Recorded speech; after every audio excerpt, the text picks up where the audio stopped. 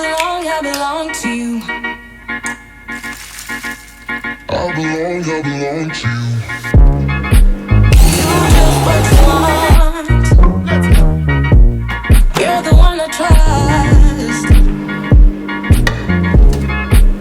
and I always be around when I need some loving, baby. No one else. So today I'm going to be talking about my experience with PCOS. So this is going to be quite long just because it's been a hell of a journey kind of situation. And so where I'm going to start is I stopped taking the pill in November 2017. And 3 months later I had my first bikini bodybuilding competition, and during that time my periods did not come, and so a lot of people said it was due that I was too lean, or the fact that my periods have not appeared because my body needs to readjust after stopping taking the pill. They did come in June 2018, and then they didn't come back till May 2019. And between June 2018 and May 2019 I went traveling, and I thought that was going to be the time where my body was really going to readjust properly, and because mentally I was a lot more relaxed and I was enjoying myself and so on. And during that whole time they didn't come back till my last trip. So I knew that obviously that was not normal whatsoever, and I just needed to try and figure out what the hell was going on. I got back, I kind of tried to go to different gynecologists and everything, and so the first gynecologist I went to go and see, she confirmed that I had PCOS from the scans on my ovaries, which had like little follicles, and the fact that it was through blood tests with how my hormones were and so on. So that's how she determined I had PCOS. So I was diagnosed with PCOS in September 2019. I had no idea what it was, like zero. I didn't know what it meant and so on. And so she told me to take these kind of like natural sachets to try and get my period back, because I refused to go back onto the pill, because that was her first option and I absolutely refused. And she said, if this doesn't work, then you have to go onto the pill to be able to get your period. But when you're on the pill, you don't have a real period, it's a fake period. So to me, I said to her, will this sort my natural cycle back? And she said it could and it could not, and I was like, well, that's just not good enough for me whatsoever. So I kind of went away and went to go and see my GP doctor, and he said exactly the same thing. He was like, you need to go onto the pill, otherwise things can get worse and so on. And I was like, no, I'm gonna find the cause root of like why I'm missing a period and so on. And so I finally went to another gynecologist, and he was like, if you don't want to go on the pill, don't go on the pill. And I was like, hallelujah, like. And he said, you know, just be aware of certain foods that you eat, try and eat more whole grain and avoid white sugars, because that's like one of the major things that people who suffer with PCOS should do. And just come back and see me when you want kids. And I was like, what do you mean? He was like, well, you know, the fact you don't have a period, it's going to be harder to conceive naturally, so, you know, it's possible for you to get pregnant, but like I said, naturally it's not going to be as accurate, like, as possible. And obviously that's like a major panic, because of even thinking that, and I'm only 23, you know? 22 when I was told this, so I was kind of like, great, like, what the hell is going on? Like, how has this even happened? And that's when I went away and started doing my own research and trying to find my own way to get my period back. And it's been a hell of a journey. Like, at first I felt completely lost. I felt completely alone. I felt like I was the only person who had PCOS, that no one knew what it was, no one understood what it was. and doctors weren't really telling me what I should be doing, and they were just telling me things where I don't want to be doing, like taking the pill. And the reason why I stopped in the first place was just because I was given the pill to help my acne, and didn't help. And I was just kind of like having these massive mood swings, and it was just horrible, horrible, horrible. To the point I thought I could have like killed someone. It was that bad. So didn't want to go near me, kind of thing. And so yeah, that's why I kind of stopped. And so I went to go and see a naturopath in January 2020. And oh boy, this was like something out of this world kind of thing. I don't know how to explain it. So basically, went to see a naturopath, and the way she works was she laid me down on the bed, and she told me to put my left hand up, and she was going to talk to my unconscious. So by talking to my unconscious, she would be asking questions, and depending on the answer, for example, yes would make my hand move, and no, my hand would be rigid.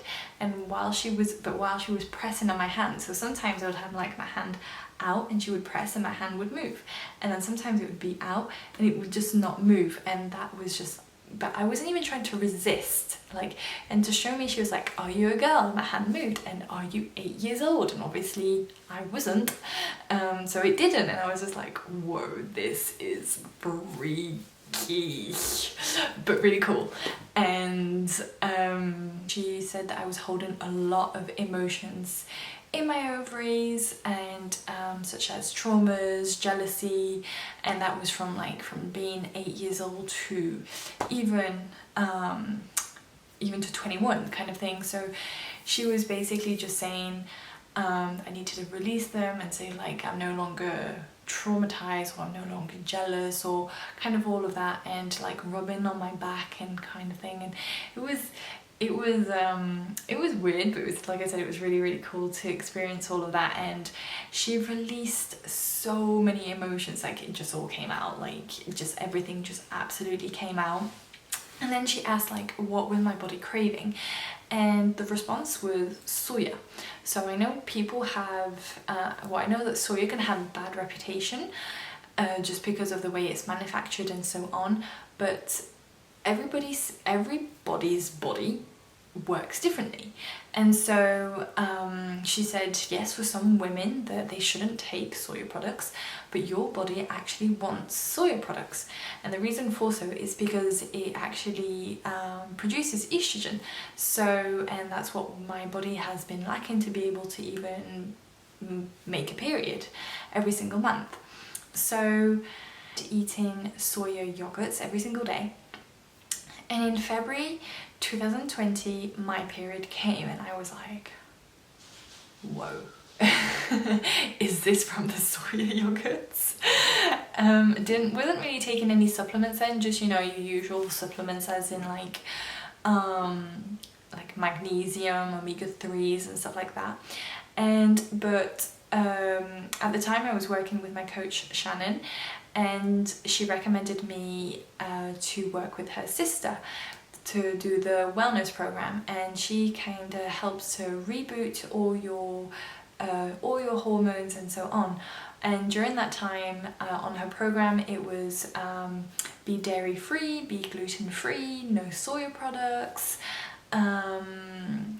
like there was many things. There was no legumes, no sweet corn, just many things on the list. And it was just kind of like trying to, like I said, reboot all the hormones and all of that.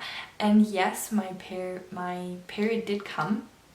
It was super light though, not like an usual one.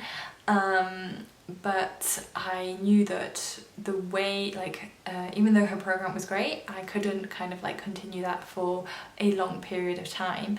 And so she recommended me to slowly reintroduce gluten and dairy back into my diet. Because basically for women who have PCOS, they say that gluten and dairy isn't something great for us because it can cause inflammation. But again, every single body is very different, And the other reason also was the fact that we can be insulin resistant. This is 80% of us women who are insulin resistant, who suffers with PCOS.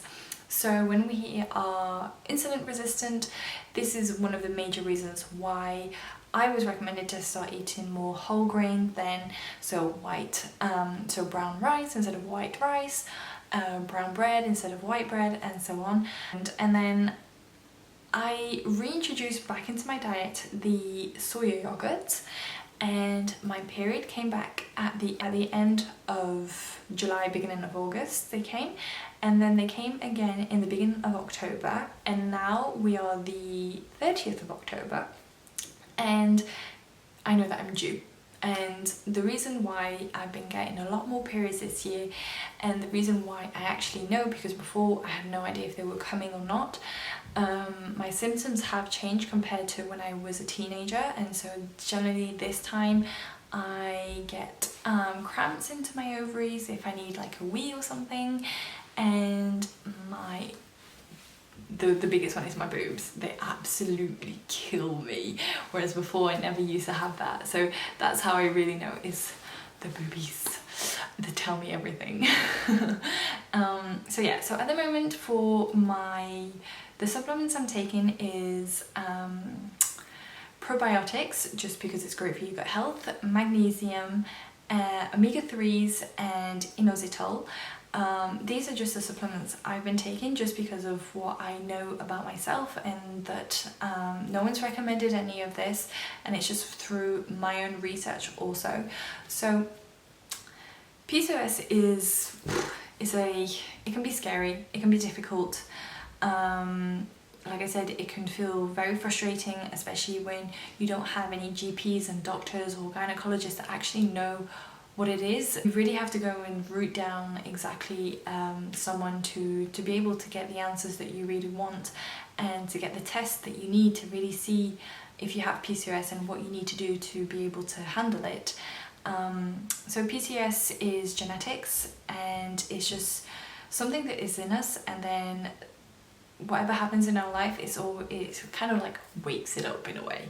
So, and that can be just more than one factor. So for me personally, I think it was from the pill, from stress, and my previous eating disorder.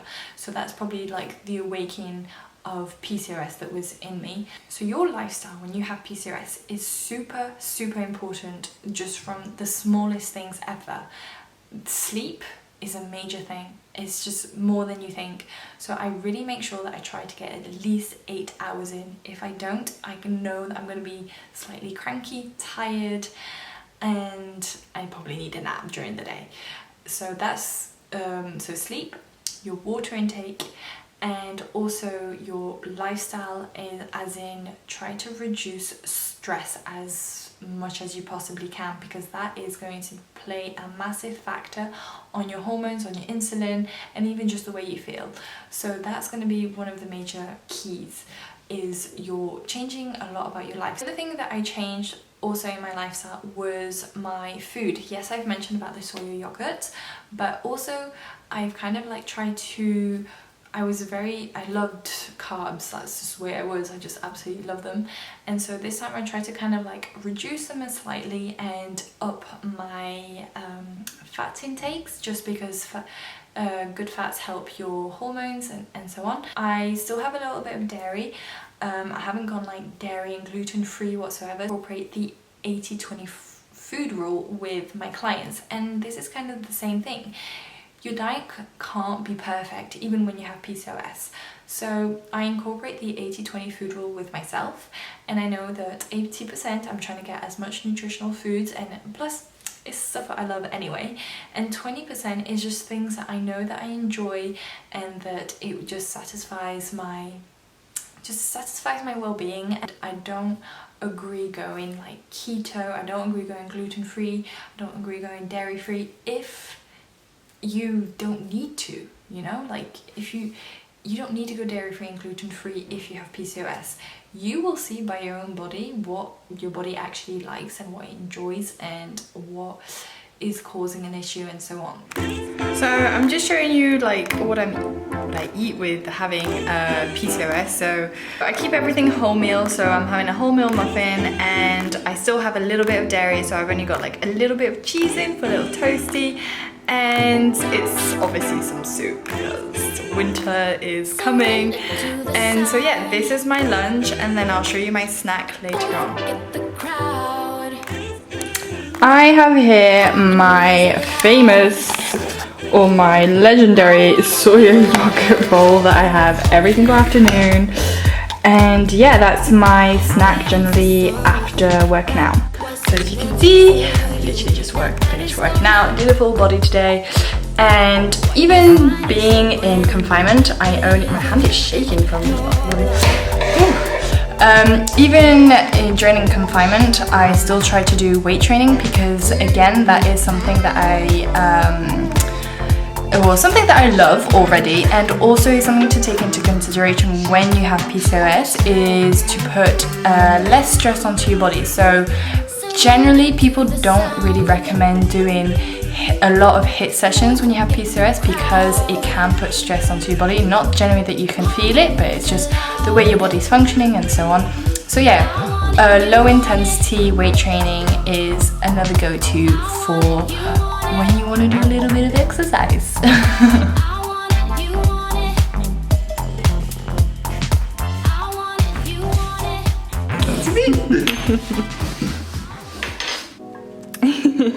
Okay, so here is my boyfriend Yo-Yo. He's been with me the whole time of since I discovered about PCOS, and he's gonna just tell you a little bit what he would recommend for you women to even tell your partners, or even not to worry about telling your partners. So Yo-Yo. What can I recommend? I don't think you have to be like really worry about this. So for me, it's the problem is just normal thing. You are still like normal women. How do you feel about your girlfriend being told that it would be difficult to conceive children in the future? We still can adopt. And what would you tell men out there how to be with their partners when they are having a moment of being lost and frustrated and feel like they're not just getting any result with having PCOS? You just have to support your girlfriend, that's all. That's all I have to say. Well, thank you. Thank you for this lovely little interview. So that's just a little summary of my PCOS journey. If you have any questions whatsoever, or if you're feeling that you're completely lost and you just don't want to feel lonely in this journey anymore, like, don't hesitate to comment on this video or just send me a message on Instagram at josiepal_fit, because you know, you're not alone and there is hope out there, and yes, you will have it for the rest of your life, but you can help it. Like, there is a way, don't worry. I'm still on this journey, so there will be some updates about what's going on with my PCOS journey too. And yeah, it would be amazing if you could share this video to anyone who actually needs it, and also subscribe. Right, I'll see you next time.